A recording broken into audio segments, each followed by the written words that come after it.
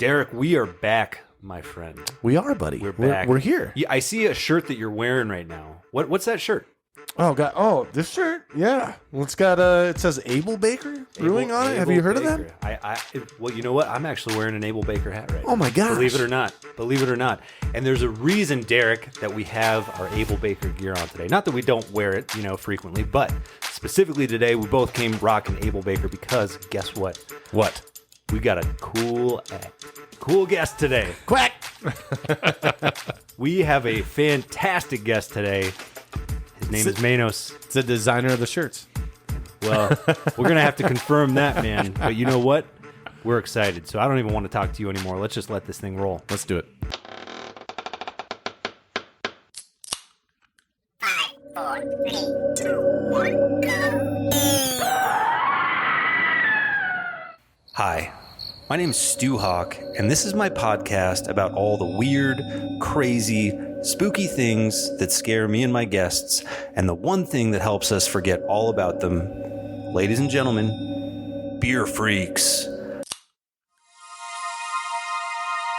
Manos, welcome to the show, man. I got to tell you, this is special for Derek and I because it is. Able Baker is one of our favorite breweries of all time, and that's saying something because you guys have only been around for a couple of years. So welcome. Tell us where did Able Baker come from, and tell us about the duck. Yeah. So the story of Able Baker is actually pretty cool. So when we were brewing in the garage, like I talked about before, once we started making enough and people seemed to be excited about it, we knew we had a brand and not a hobby. And roughly what year was that? God, this would have been 2013. Okay. Wow.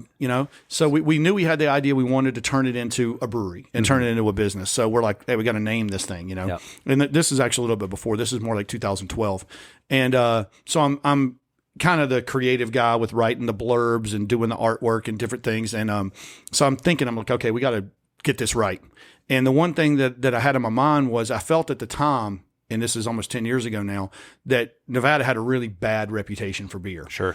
And I thought within that a lot of the breweries that were around weren't really owning being from Nevada. Sure. And I didn't know if that was on purpose. Maybe it was just, hey, I named this after my family or I did this or that. But no one had really said, hey, we're from Nevada. We're owning it. We're going to make great beer. Like, come to Nevada to get it. And I wanted that to be a part of the brand. So I was struggling with it, like what to call it. Gambling, brewing. How cheeky did I want to get? Sure. And I had a buddy who's a police officer who actually brought me a couple old copies of Las Vegas Review Journal articles. And in there, the major portion of the two magazines were articles about the atomic testing at the Nevada test site. And he goes, here, you love to read through this. Maybe you'll find some inspiration.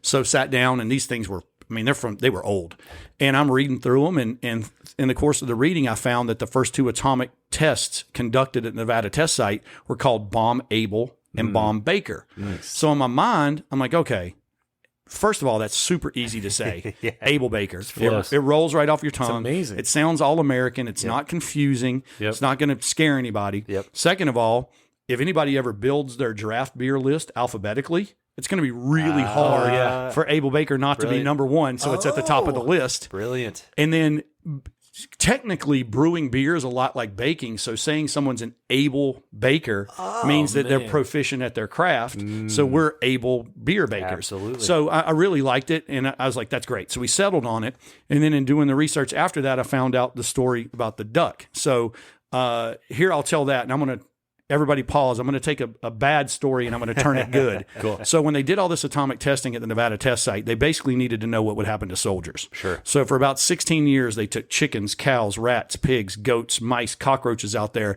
and they blew them up because they needed to know what would happen. Yep. And in the history of all that testing, only one animal ever survived, and it was a duck. And this is real. It's true. Because I've heard I heard that story was like a myth with the duck, but that's like legit. So not even the cockroaches survived it? No. Whoa, ducks. So we took the atomic symbol, put it behind the duck, and we called him the atomic duck. He kind of became our brand mascot and ambassador, and we use him as a symbol of perseverance and good fortune. That is awesome, man. Fantastic. Just a great story and a lot of purpose, a lot of purpose. That's fantastic. Hey, thank you, man. Appreciate that. That's kind words, and aloha. Thanks for having me on. It's truly appreciated. Getting to your point real quick, though, a couple of years Yeah, kind of. But I love that. And we were talking a little bit off air about sitting at a bar and listening to people, talk about you or talk about your product and how kind of strange, creepy / cool that could be. That's another thing I hear a lot. Like, 'cause I'll be out and people will order an Atomic Duck and they'll be like, wow, this new beer that I've never had before. It's amazing.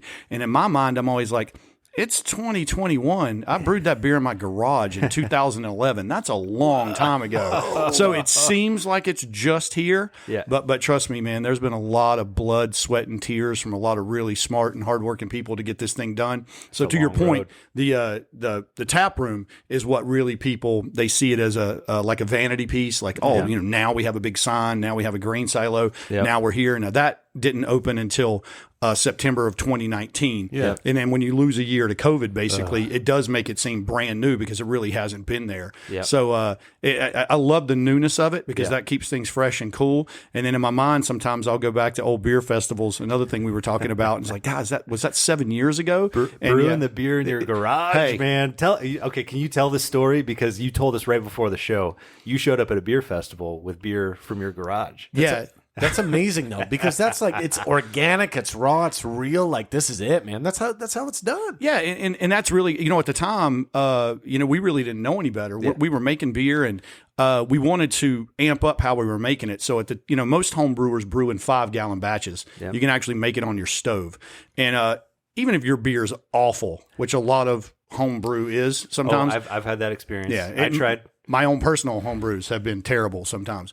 It's easy to drink 5 gallons of anything, man. Yeah. We can put some cinnamon in this and it'll make it good. And you only got to drink 2 bottles of it and it's gone. You're like, perfect. Yeah. Well, we were brewing 55 gallons at a time. Ooh, wow. And so we were giving it away, throwing it away, just trying to really learn how to make the beer. Yeah. And as we had made a decent amount of it, word got out that we had kegs. And we got invited to a beer festival and we actually brought the kegs, not being cognizant of some stuff and, wound up getting some exposure from it. And it's just strange because, today, if we got invited to do beer festivals, which we do, we make special beers for them. We plan so far ahead.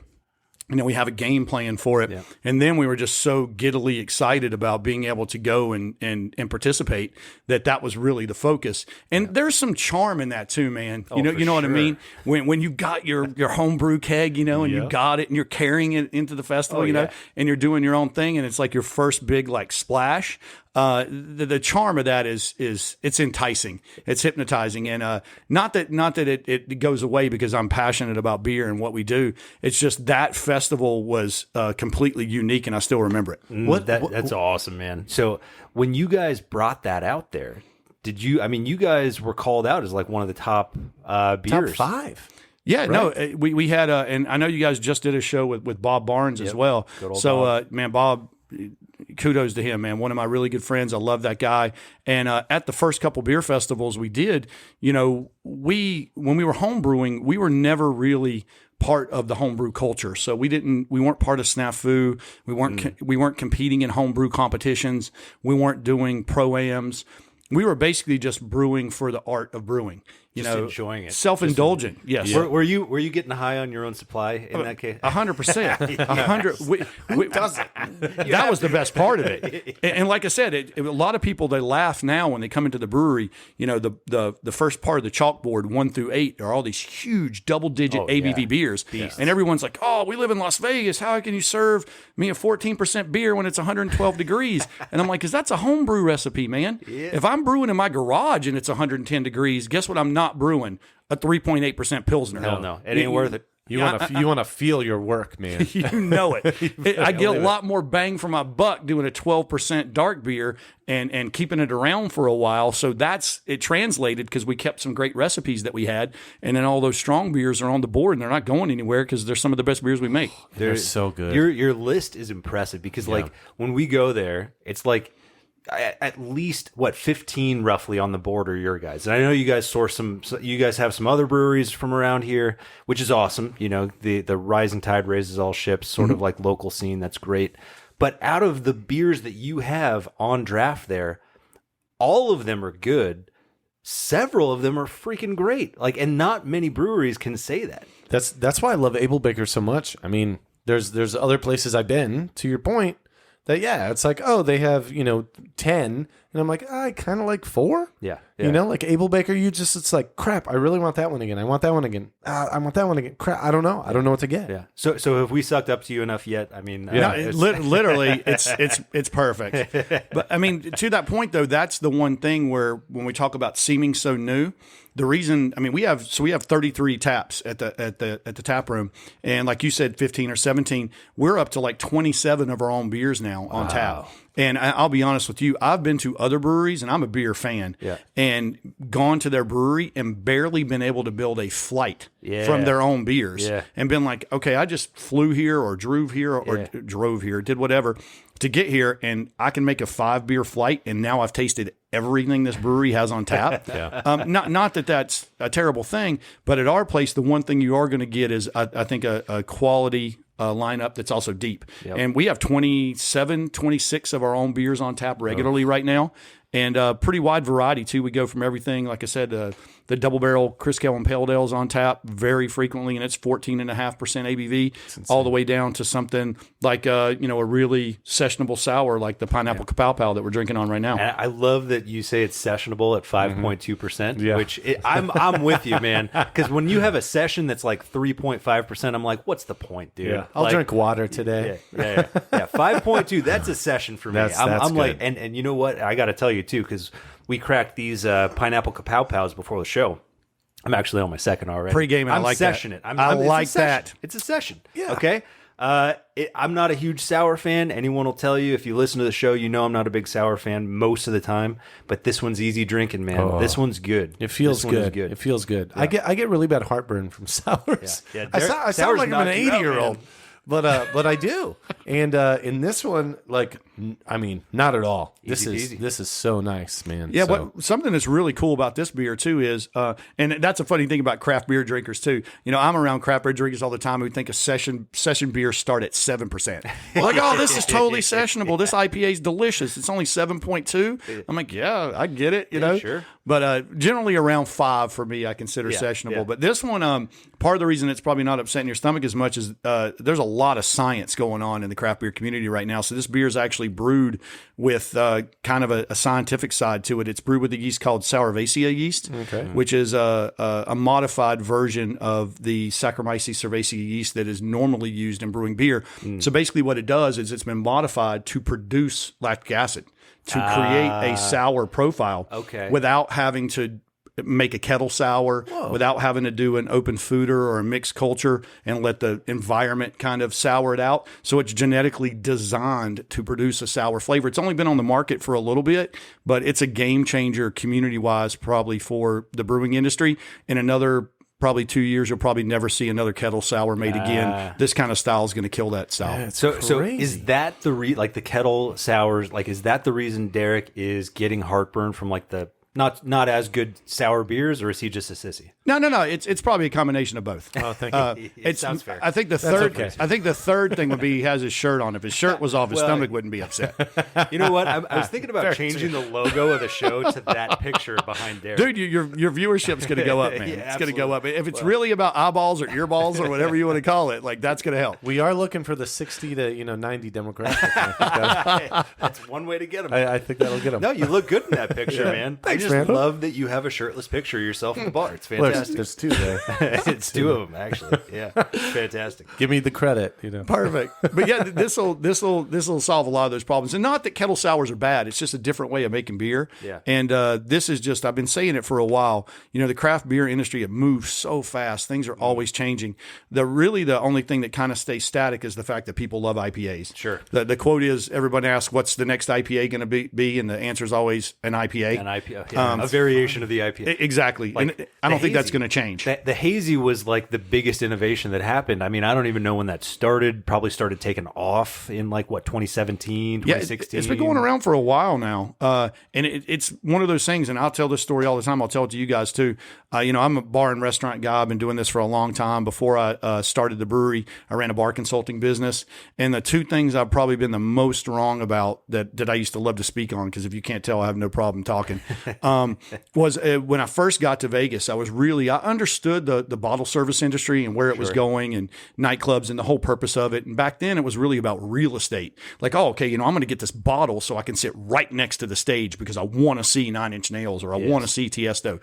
I want to be here. It was about real estate. Yep. And as it transitioned into just paying for the bottle to have the right to be in there and to get a booth, and your booth might be upstairs or around the corner by the bathrooms, but you're still paying $700 for a bottle of Grey Goose. And it wasn't about real estate. It was about the price of the bottle. I was like, this isn't going to last. This bottle service thing is going to crash and burn. Yeah. And then all these nightclub entities started coming in and designing their nightclubs designed around how many bottle service tables they could get. Sure. I'm like, this is going to collapse. It's going to fall apart. I'm 100% wrong. It's I don't get it, by the way. I'm totally with you. But, when you buy a bottle of Tito's at the club for $600, $700, $800 and you can go get it at the store for $30, like economically, makes no sense to me. My brain blows up when I look at those prices. Like, how is this possibly worth it? But then again, insane. I've been married since I was 24, so like I'm not trying to impress anybody anymore. This doesn't matter. Okay, so I guess if you're single, it kind of makes sense. But I was totally wrong. And then when the hazy thing came out, same thing. Yeah, I'm a West Coast aficionado, man. Sure. I want enough hops in my beer, and I want it bitter enough that it melts the enamel off my teeth. That's my drive. I don't care if I can see through it or not. I just want it bitter and piney, and that's what I enjoy. Yep. So when the haze train started to come and everything was very sweet and it was very fluffy, I was like, okay. Choo-choo, that's my train. Exactly. That's my train. Hey, look, I like a hazy. So one of my favorite IPAs is West Coast IPA. You love those. By Green Flash. Great. It's a very hoppy beer. Now, if I have like 2 or 3 of those, then it's almost like, all right, maybe something to mellow out a little bit with. But once you have an IPA, you can't go away from an IPA because now your palate's just kind of like hosed for the night, right? So like that's why I like the hazies because it kind of like offsets a little bit. But that's just me. That's my thought process on it. I was just like surprised that they had gotten that it was a sweeter, more juicy, fruit forward kind of flavor, and it was weird to me. So I'm like, okay, I get it. You know, we're being innovative here. This is a trend. It's going to come and it'll last a little bit, and then it'll go away. Sure. And this was 3 years ago. Yeah. So a little known fact, I don't know if you know, I think Able Baker was one of the last breweries in the country that had been producing beer to put out a hazy IPA. No kidding. Mm-hmm. we literally we didn't do it for a long time. Randall, my business partner, is a West Coast kind of guy too. And not that we didn't enjoy hazies. Yeah. We were just, I thought it was going to go away. You just thought it was a flash in the pan. I really did. And the longer it stuck and stayed, it's one of those things where you look at your phone and you get a text message and you're like, oh, I should respond to this. Yeah. And then like 3 days later, you're like, I should get back to him. After I eat, I'm going to do this. Yeah. And then 2 weeks go by and you look at it and you're like, well, now what do I do? Well, now you can't. It's like when you meet someone at the office, right? Yep. And you try to catch their name the first time, but you forget it immediately. Yeah. And then you go like a week and you keep calling them like, hey, dude, how's it going? But the further you go, the less likely you are to do it because you can't be like 6 months into that relationship and be like, hey, dude, just by the way, I know we've had a couple of happy hours together, but what's your name? That's why you introduce. You bring like a friend or a wife or a girlfriend like, hey, this is my wife so-and-so, and then boom, name. Yeah.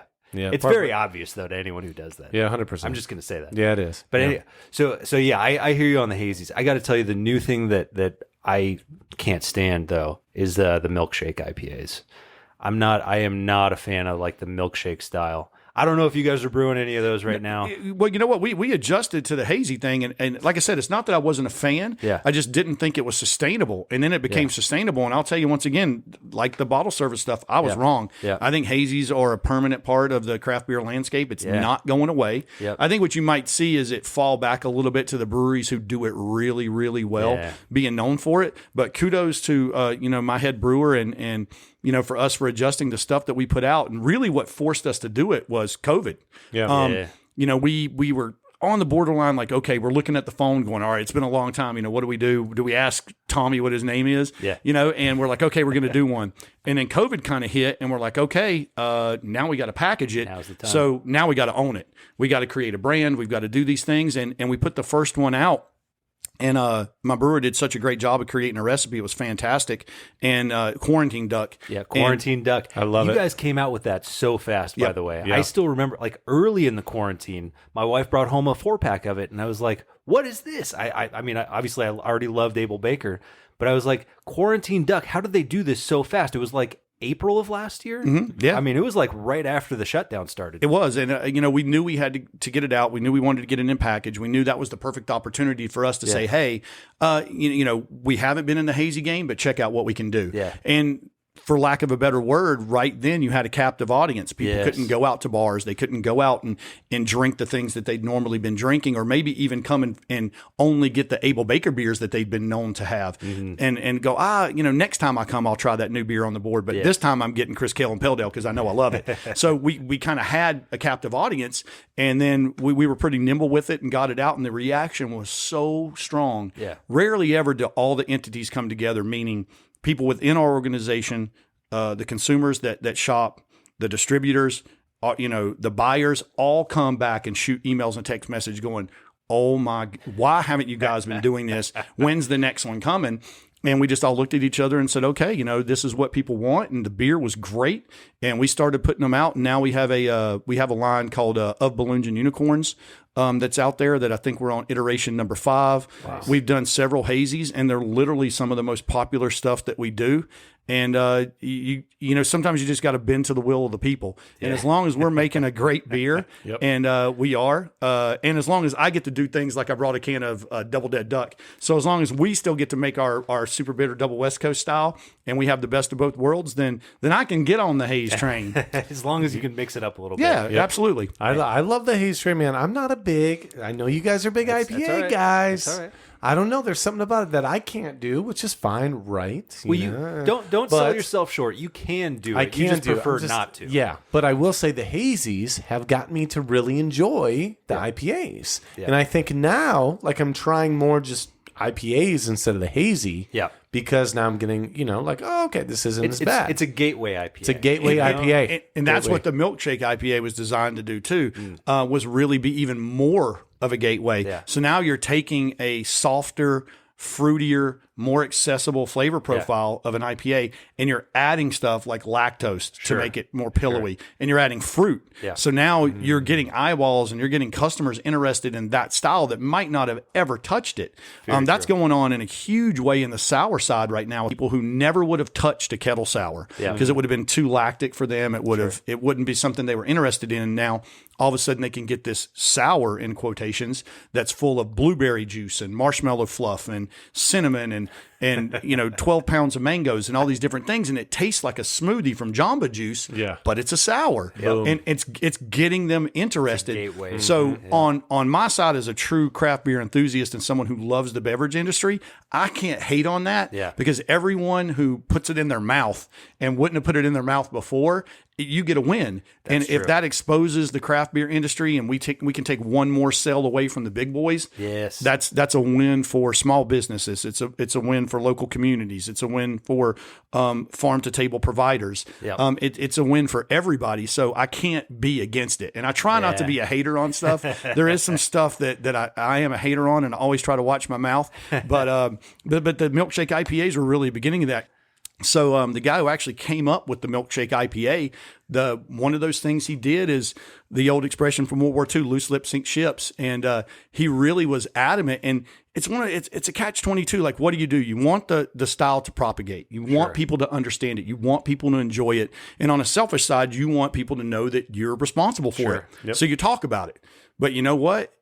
Like my dad always told me, there's somebody out there bigger, stronger, better, smarter, faster. And there was a lot of people listening who went, I can do that. And I think I could do it a little bit better. Sure. And basically took that style and spread it. Yeah. And he lost this niche thing that people were driving for hundreds of miles away to get and trading on the secondary market for ridiculous prices. And because he taught everybody else how to do it. Wow. Now, as an educator or someone who believes in craft beer, that's awesome. Yeah. Share your knowledge, get it out there. But then you think too, you know what? I mean, I don't think Bill Gates was in his, in his studio teaching people how to do the things he was doing when we were starting Microsoft. Like, that's not something that he did. It's a dangerous game to play. It's a dangerous game to play. And it got out there, and that's really what happened to the Milkshake IPA. It kind of got diluted. So do you think it got worse because it just got so widespread so quickly? Yeah, I mean, there's benefits to that. The problem is, and this is what everybody says is going to be the crucible for the craft beer industry as it grows. You know, we had 3,000 craft breweries, then we have 4,000, 5,000, 6,000, now 8,000. The problem with that is not everybody's making great beer. No. And it gets to that tipping point where just going out and going, I'm going to buy this because it's craft is cool. Yeah. But when somebody gets a bad product on the flip side and now craft's attached to it, it can weight everybody down. And not that everybody's not doing the best they can and everybody's not passionate about it, but when you go out and you have a bad beer, it affects everybody. It does. Same way when you go out and you have a great beer, like I'll find breweries I've never heard of. I mean, the first time I had anything from the Alchemist, I didn't know where they were. They're way up in the Northeast. I'd never had any of their beers, and I didn't have Heady Topper at first. I had Focal Banger. Yep. And I'd never had it. And I was like, oh my goodness. Like, what is this? This is unbelievable. Yep. You know, it made me a fan of that whole area of beers. I went out and got Lawson's Finest Liquids and got Sip of Sunshine. I went out and got stuff from Two Roads. You know, I went out and found, other things. Just that beer turned me on to like 5 states worth of breweries. But the reverse can do the same thing too. You know, you can go to a small town in Oklahoma and be like, hey, I'm going to stop here and just have a beer. And then you're like, ooh, I'm never drinking another beer from Oklahoma. You know, I'm driving right through this state next time. I'm on my way to Texas. That's a good point. Yeah. So do you think that there needs to be a market correction on craft beer? I think it's about the potential for growth in the overall market share. Yeah. So no, as long as the craft beer industry keeps stealing market share from the big boys, there's room to grow. Okay. Now that's stagnated a little bit. You know, they had the old marker 20% by 2020 and getting close to that. But as the market share, it's hard to beat that when Anheuser just keeps buying, little breweries. Well, the thing about it is too, though, is even Budweiser's realized it, and not to speak ill of anybody, I don't know if another beer will ever do what Bud Light's done. I think that beer will be in the marketplace forever. Yep. Bud is dead. Really? It's just a dying brand. It's your dad's Schlitz. And it might be here strictly from the power of marketing dollars and the fact that it's ubiquitous and you can back it up. But it is, It's so the red can, the Budweiser can. I think so. Wow, really?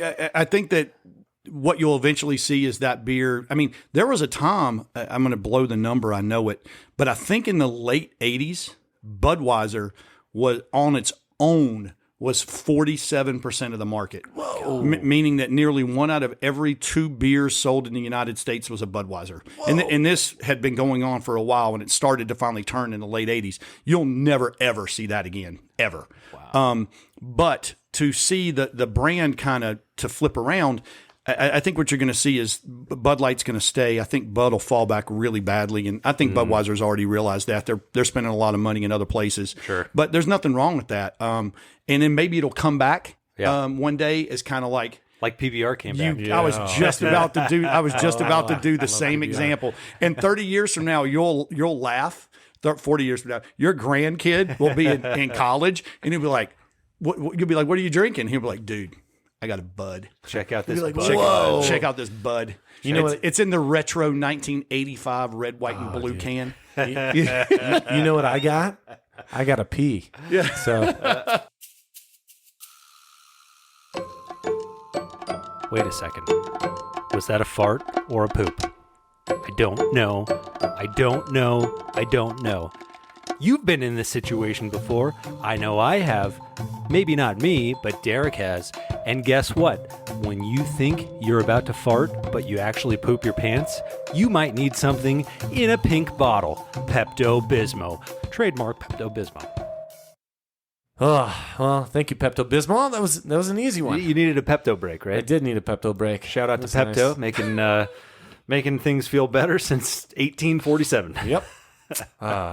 Anyway, dude, you guys know that's called kidnap marketing, right? You kidnap it and you make it your own. Exactly. Yep. That's what our hope is Pepto's going to come to us and be like, guys, this marketing is brilliant. Why don't we just keep it going? That's what we're hoping for.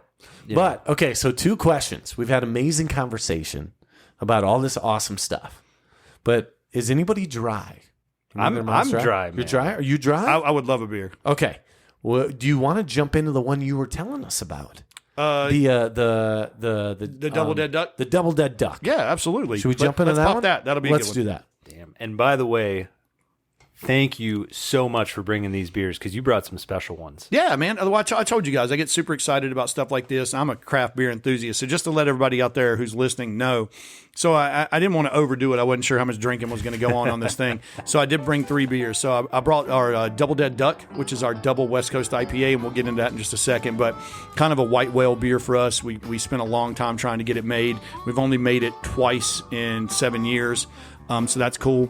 I brought my favorite beer that we make, which is called Kael Impale'd, which we do in collaboration with my good buddy Chris Kael, who's the bass player for Five Finger Death Punch. Yep. That's a little selfish beer because I love to drink it and I like to share it with people. Hell yeah. And then I wanted to do something special. When you guys had Bob on, the infamy that he brought was actually a personal gift that I gave to him that he shared with you. That's right. Yeah. He did. And, That's This right. show is incestuous too. Yep. And so I wanted to bring something kind of special. And it can close the show out probably because it might close you out if you've had a couple already. I hope it does. But I brought we used to hand bottle some of our specialty stuff. So when we did the 2019 version of Double Barrel Honey Dip Stout, we hand bottled a very, very limited amount still in 2018. And I have 3 bottles left, and I brought one of them today for you guys to share. Dude, that's a big deal, man. That is awesome. I'm, We are like- stoked. Like, I'm nervous to have you pop it. Like, that's kind of a big deal. I don't want to pop it. I think when I do, angels will fly out and horns will sound. Pretty sure. It'll be like a Monty Python thing. We'll pop it. It'll be like, woo. Is it like that moment in Beer Fest when you drink it and you think, I just want to drink this and pee it out and drink it again? Wow. Recycling at its best. Oh, let me ask you, can or bottle? What do you prefer to drink out of? You know what, man? I'm going to tell you, I've been indoctrinated. I'm a can guy. Nice. I have been. How crazy is that? How it switched so fast? You know what?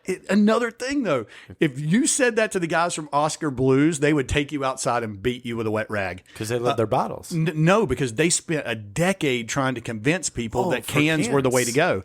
And so same thing. It seems like it just happened all of a sudden. Oh my goodness! Now everything's in 16-ounce cans. Now everything's in aluminum cans. Now everything's available. And shout out to the guys from Oscar Blues. They were really probably the first brewery in the country that made a full commitment to putting stuff in cans. Wow. I'm going to give you a little history right now because I'm proud of it. I'm proud of it. Derek, bringing the knowledge. Check this out. So my last name is Kruger, and I get a bunch of crap, for Freddy Krueger, right? But Cool, though. beer history-wise, Kruger Brewing, back in the day, was the first brewery to introduce the can.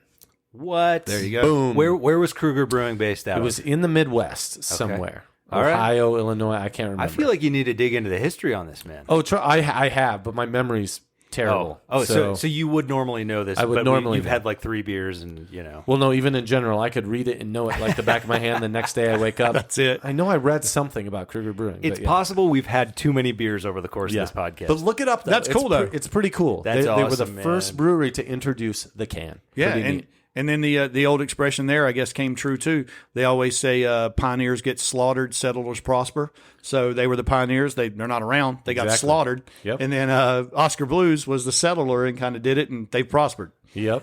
That's Yep. awesome. But hey, Wait, cheers so- to Kruger Brewing. Yeah. Cheers, Cheers. and Cheers. cheers to to the this. Cheers to the can. Yeah. And Cheers to, to the and to Double Able Dead Baker. Duck. Yes. Yeah. See, to me, like, wait till you put it down. You get that really nice, piney, super bitter back note on the end. A little bit of malt to balance it out. But, we get a good ABV out of this too. So if you want to talk about the beer for just a second, I'll go through it a little bit. Please. So- Dude, and by the way, I got to tell you, I grew up in San Diego. My beer, that was my stomping ground.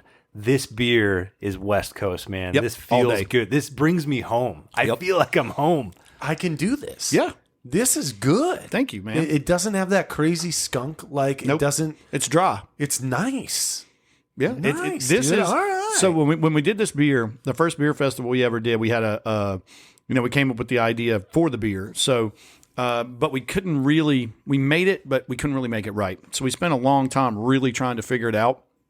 And this is a brand and an idea that I was super, super passionate about, and we really efforted to get this beer out. And this is one of the few times where I actually walked into a store, saw this on a shelf, and took a minute to really kind of reflect and be able to soak it in, because it was a cool moment. One of the things I'm most regretful about opening the brewery was not really taking the time when the tap room opened to sit down one night and just pop a beer and really, really enjoy it. So when this hit the shelves, I kind of took a minute to just kind of stand there and go, okay, this is pretty cool. Kind of take it all in for a little bit. That had to be the neatest feeling, man. I mean, like, that's something you, like, how cool was that? Yeah. That had to be awesome. And I'm super passionate about this beer, too. And the West Coast IPA is making a huge comeback. We wanted to help push that by doing this super, super good double. Like I said, it finishes the way I like a double to finish. It finishes dry, it finishes piney, it finishes bitter. There's enough malt there, so it's not just a hot bomb. And we back it up with a pretty solid ABV. And this beer did really well, man. We put it out, great reaction to it. And the West Coast double might be my favorite style of beer. I'm a huge fan of really, really high ABV barrel aged beers with thick viscosity and a nice mouthfeel. But the double West Coast might be my favorite style. That's awesome. I am a huge fan. I mean, this is incredible. And honestly, I feel like I haven't done my research here because I don't think I've had this and I don't think I've seen it around. Is it widely distributed? No. So what we did is this was actually a taproom only release for a while. So we only did the cans at the taproom. We did wind up releasing a few to select locations around, and they may still be there. But we did this as a small run. And, you want to keep this beer fresh. It needs to be gone in 90 days after you make it, so we don't want it languishing around. Sure. And that was kind of the idea. So that's probably why you didn't see it. We sold the predominant amount of it through the tap room, and we only made a few kegs. I think maybe 4 went out. Okay. So we kind of kept this one to ourselves. Yeah. We'll build a little hype for it, so when we bring it back next year, maybe people will be really looking for it, and that's kind of the goal. And it's just a great brand addition for us, man. I love it. We do a lot of the stuff with the ducks. Everybody knows. But if you'll take a look at the logo on this one, we actually took the rubber duck, gave him a red mohawk and a gas mask. That's awesome. So we get to punk rock him up a little bit, which is a cool thing for me. And just super fun brand. And like I said, that is kind of my style. And when I think IPA, if you ask me, that's what I think of. Like I said, I love juicy stuff. I love double dry hopped, double hazies as well. But for me, when I sit down and I really enjoy an IPA, this is the flavor profile that I want. Okay. So can I ask you, did you write the copy on the back of this? I did. You did? Yeah. Okay, can I read it to the audience? Feel free. All right, this is The Legacy of Double Dead Duck. In another nod to the perseverance of our favorite duck, this West Coast style double IPA is hopped to atomic proportions and designed to destroy the existing IPA landscape. Our 2X hop explosion will cause you to sift through the rubble of inferior beers, longing for the days when IPAs tasted like this. Red Mohawks are optional. That's a call out to the punk rock side. Love it. Red Mohawks are optional, but you'll need your gas mask to enjoy a pint of this hoppy ale. It's 8.5%. 70 IBUs, and this has got to be one of my favorite beers immediately. It's fantastic. And I'm not just saying that because you're here, dude. Seriously, this is my style. I love it. Again, I love hazies. I love almost anything, that has a pretty good hop to it. But this is smooth on the back end, too. Like, it's not going to linger. It's not going to hang around. You got some of that pininess. You got just that really, just a nice finish. I'm digging this, man. Thank you. I appreciate it, man. Like I said, it was a very important beer to us. And the stuff about the rubble and stuff is because so when we do the Atomic Duck brand, the skyline of Nevada or the strip is in the background. So in this one, if you'll see, it looks like the strip's been blown up with an atomic bomb and it's all kind of shattered. It does. So that's the way for that. So we'll get some good pictures of this, and it'll be on the social for sure. Yeah, it's a great piece of mythos, know. Yeah. And what's really cool about it that I didn't even know is the first beer festival we did. I hate to keep going back to it and referencing, but my business partner, we had the 6-foot duck mascot. I had our serving models dressed up in post-apocalyptic punk, so they looked like they were from Tank Girl. Oh, wow. And I had all these rubber ducks, and I'm like, hey, I'm going to take these rubber ducks and I'm going to throw them out to the crowd. Yeah. And he's like, that's just, why? Like, why are we doing that? And he's like, what does it mean? Yeah. And I'm like, it's just cool. Like, we'll throw rubber ducks out. People will bring them back. And we wound up going with a different thing where you traded a duck in for a secret beer, but I wound up doing it. Man, I got to tell you, I had no idea the power of the rubber duck, Dude, or the duck icon. subculture that's out there. I had no concept of it. It's an icon, man. It is an icon. People know it. I mean, obviously people know your beer, but again, I mean, we talked about this before the show. When Derek and I go to Able Baker, we get the sample. We know what beer we want, but we still get the sampler platter because we need the duck. We love the duck. I have ducks all over the house. And not even down here, like upstairs, everything. When same thing when we built the flight tray to start, I'm like, hey, I'm going to put a rubber duck on every flight. Yep. A few people were like, why would we do that? Because it's awesome. And I'm like, because it's awesome. Exactly. Yeah. And, the minute that we did it, it's just the reaction to it was crazy. And the fact that we changed the rubber ducks out so frequently, and they're kind of like collectible items. And really what it is, it's really a storytelling element. It's a physical tie back to a story. So it's like when you come in and you get your flight and say you get the gingerbread duck, right? You know, when you see that gingerbread duck, I was probably at Able Baker around Christmas time, right? Yep. And then that duck brings back all the memories of that Christmas, of your visit, whether you want it to or not. You can't help it. And I got to admit, we fell into that one with a little bit of luck. I just wanted to have the ducks because I thought they were cool. Yeah. And I didn't really see them as this portal to really cool memories. The other thing that's been great is we're a family friendly venue, and we keep a rubber duck pail behind the bar. Yeah. And when we first started having families in, kids, they come to the brewery, we have food for them, we have non-alcoholic root beer, we have different things, but they can get rambunctious. They want to run around, they want to do things. And I would see parents like struggling to like contain them so they can enjoy the beer. And I just walk over with this bucket of rubber ducks and be like, hey, would you like to look through this? The kids would dig through, pick out 3 or 4 rubber ducks. And literally for the next hour, like 4 little pieces of plastic would keep them transfixed. And the moms and dads would be like shooting me the thumbs up from across the room, like, thank you so much. That's awesome. And just the other day, I had a buddy out at the bar, and we were having a meeting, and his daughter was at home, and he's like, hey, I kind of got this basketball duck. Do you mind if I get a different duck? Heck no, man. So I went, got the thing for him, let him pick out a couple. 2 hours later, he texts me, and he's like, this is my daughter right now. And she's got all the ducks lined up, and they all have popcorn, and they all have tea, and she won't put them away. and he's like, you were right, man. This thing's crazy. She won't put them away. Yeah. And then the next day, he's like, she slept with the rubber ducks, like they were in the bed. And it just, that kind of stuff I never understood, but it's a really cool thing, man, because it's fun, and that's what that's supposed to be about. The story is great, and for us on the branding side, it's awesome. But really, it's about the fact that when you get that duck, you know that we're trying to have a good time. We're not taking ourselves too serious. Like this is pretty harsh imagery. It really is. An obliterated skyline. There's an atomic bomb on there. The duck's wearing a gas mask. So for my generation, that means zombies and video games and I don't take it serious, but for other generations, people were hiding under desks. Their families went off to war, and I'm cognizant of that. So what we really want to do is soften that and show people that, hey, we're not taking ourselves too seriously. We have a great respect for the history of this, but we also want to show that we can have a good time and have fun. That's awesome, man. That's really what the duck does, is it balances all that stuff out for us. It does. I love that. Like I love tchotchke's the wrong word because it's not. It's a talisman. It's a talisman because literally, I mean, you're so right. Like I can look at this and I know exactly where I was, like when I got it, in the fun memories I had with it, and I love stuff like that. Well, you can only kind of remember it.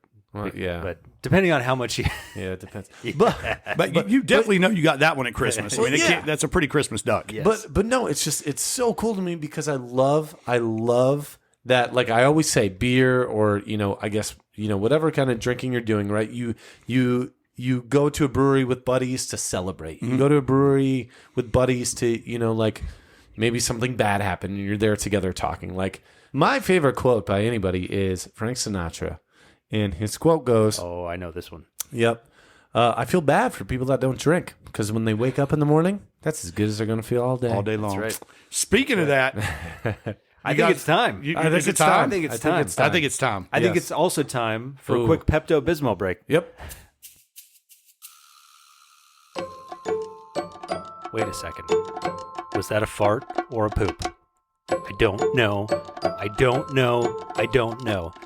You've been in this situation before. I know I have. Maybe not me, but Derek has. And guess what? When you think you're about to fart, but you actually poop your pants, you might need something in a pink bottle. Pepto-Bismol. Trademark Pepto-Bismol. Thanks, Pepto. Once again, coming in clutch with the most amazing. I mean, I always feel good with Pepto. We have to give them their commercial time. Not that they've paid for it. This show is not brought to you by Pepto-Bismol or any of their affiliates. We just hope that they do one day. Because it sure helps us out, Pepto. You help us out when we're in need, and we want to be there for you too. I think they need to put Pepto like stands by the beer aisle. It's perfect. Yeah. I don't know. Marketing little idea. Take it. Use it. We'll figure it out. Maybe a Pepto flavored beer. Oh my God. Man. Now we're talking about a milkshake Yes. in a whole different direction. That sounds like a heavily fruited sour to me. Definitely. You know what that sounds like? That sounds scary. That And sounds, speaking of scary, we need Manos here to kind of, I mean, it's a heck of a segue, man. dude, I love gotta that tell you, segue. looking at you, Manos, I automatically think you're not afraid of anything. Like you look like you could just kick butt and like nothing would faze you. I got some fears. I got stuff I'm scared at. I actually had to come down choosing between two and chose the one that's probably been more ubiquitous throughout my life. So I chose that one. I'm excited. Okay, well, you got to tell us about that one. But if you want to share the second one later on, you're more than welcome to. We always love to get into the depths of fear. depths. I got to tell, like, here's the thing, and Derek and I have now done this for 40 episodes or so. I got to say, no one's fear has totally shocked me. No. Like, no one's fear has totally shocked me, and a lot of times they don't really have a great reason for it. Yeah. But I think you might. I think you might have a good reason for it, because we talked a little bit about this before the show. But Yep. it's time for another beer. But before we get to that, why don't you tease what that fear that you settled on is? So let's just say that this next beer we taste might leave you in stitches. Oh, that is the best That's tease perfect. I've had in a Damn. minute. Oh, dude. All right, we're going to get to this next beer. Okay, let's open it. All right. So it is beer time. Now that we've got actually the best teaser in the history of the show for what a fear is. Easily. Because we don't even know totally what it is yet. No. But we got an idea. He could be afraid of beer from that statement. I mean, there's a lot of things. You'd be in the wrong line of business if that's the case. Yep. But they do say, you got to take your fear head on. That's so, true. you know what I mean? I could be afraid of macrame. Yeah. See? There you go. It's a very specific fear Very today. specific. All right, Rock. So you have brought us yet another amazing beer. Can you walk us through what you got? Yeah. So I actually wanted to bring you guys something. And this is a beer I like to have. So this, believe it or not, is actually my favorite beer that we make. So I bought a beer called Kael Impale'd Ale. So technically, this is an Imperial Brown Rye Ale. I'm a big fan of rye in both whiskeys, whiskeys and beers, and we amp up the rye on this one a lot. It's definitely noticeable. It's a flavor characteristic of the beer. Adds a little spicy note on the back end. It's really cool. This has got a double-digit ABV. It's dark. Oh boy. But it's drinkable. Yeah. Now I Is will. it a session? This is not a session. This is not a session. I will tell you, this is one that you do not work on machinery after you've been drinking. A couple of these, and you'll definitely notice it. But I love to have them. It's in cans because I used to can it myself and take it home, or bottle it myself and take it home. Yeah, and I just love the beer. For me, it's everything a beer is. It's unique. Yeah. It's got a nice body to it. It's not thin. I can drink a couple of them, and they all taste good. It never gets cloying, and I just really enjoyed it. I think you guys are going to dig this. And within the Vegas market, this is really cool too. A lot of people have told me they think this is the best year-round product in the market in Las really? Vegas. Interesting. It's not that it's going to make everybody happy, Yeah. but just that it's unusual for a brewery to keep a beer like this in the market all the time, and we do, and I love it. And it's been a great beer for us. So we're just going to. Oh, there's that noise. It's okay, the best. you said That's the best. you said a word when you cloying. describe cloying. What is that? What Yeah. what does that mean? So it just means that, like, if you have something that has a flavor profile in it, like say you're supposed to taste chocolate or you're supposed to taste rye, and it gets overdone, it'll start to clow on you. It'll start to build up. So the more that you have of it, the less you like it.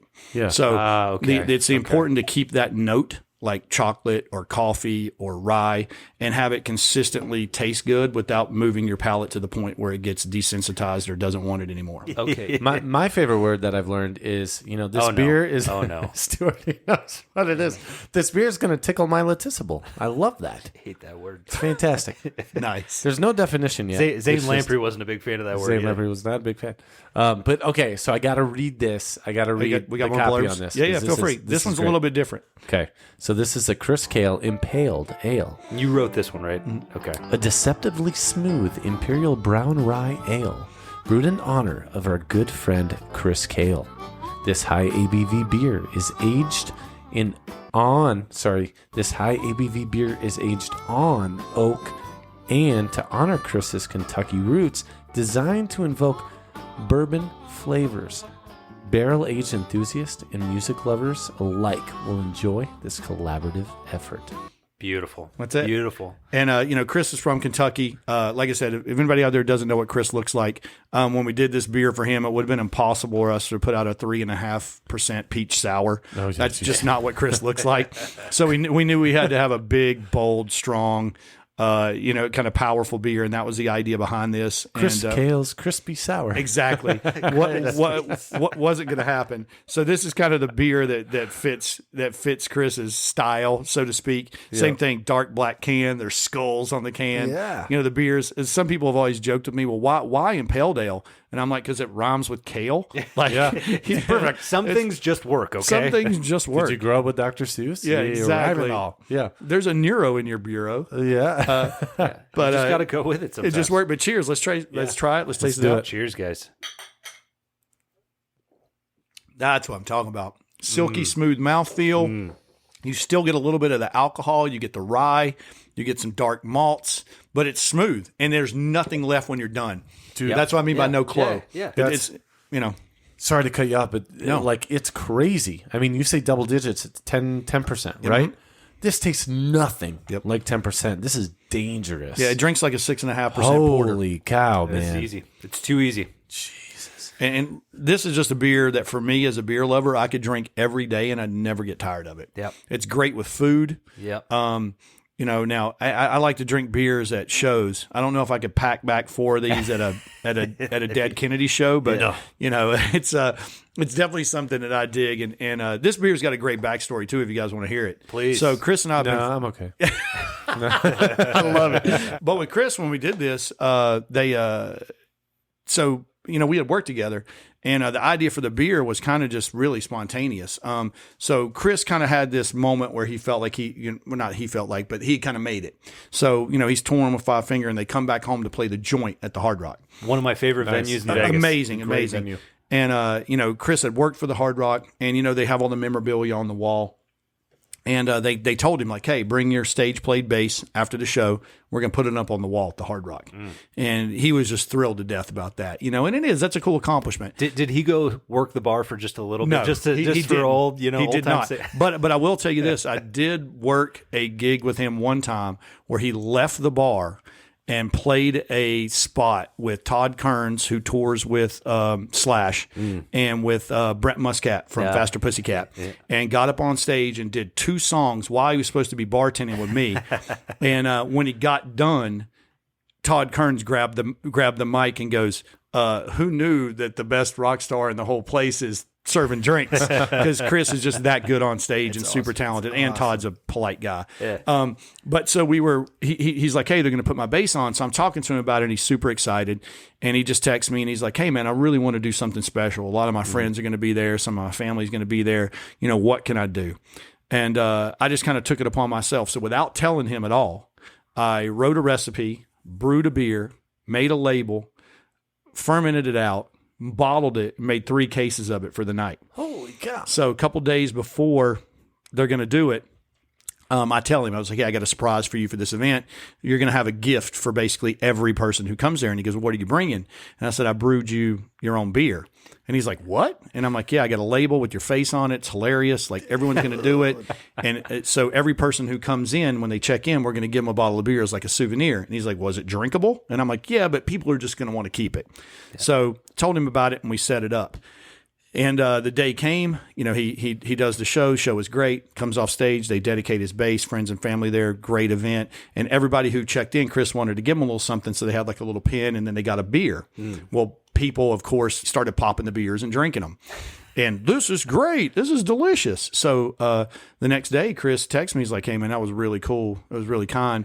can we do this for real? And I'm like, you say the word, dude. And so we just kind of fell that way. But I will tell you this, which is another thing that's nuts. So the honey dip stout that we're going to drink next, we brewed that beer at home over 40 times before we settled on the recipe that you guys get today. Wow. That's how many times it took to get it to be what we felt was perfect. How long does that take? That was over the course of about 4 years. Wow. Which is the beer is amazing. Perfection takes time. It really Oh does. my gosh. And that's why that beer is the way that it is because every nook and cranny of that beer has been discovered. Rarely ever do you make a world-class beer, and Chris Kael Impale'd is a world-class beer, and get it right immediately. Yeah. Damn. What you're drinking in this glass is the exact same recipe that I wrote on a scratch sheet of paper That's insane. in my bedroom that we brewed the first time. It's the exact same recipe. Dude, That's like a passion project. That is insane. So, okay. I could do it again 100 times and I'd never get it right. Dude, I don't know. I feel like you're a little uncomfortable with this right now. I'm cool. Manos. I'm not getting too twitchy. Thank goodness we had a couple beers first. That's right. But if you're trying to lean into the fear, I think I think it's so, time man. to I address it. you think it's time to address it? All right, I can totally do it. So, for the first time ever, we've got an episode that is so good, we're actually going to break it up into 2 episodes, just so we can get Pepto-Bismol more money.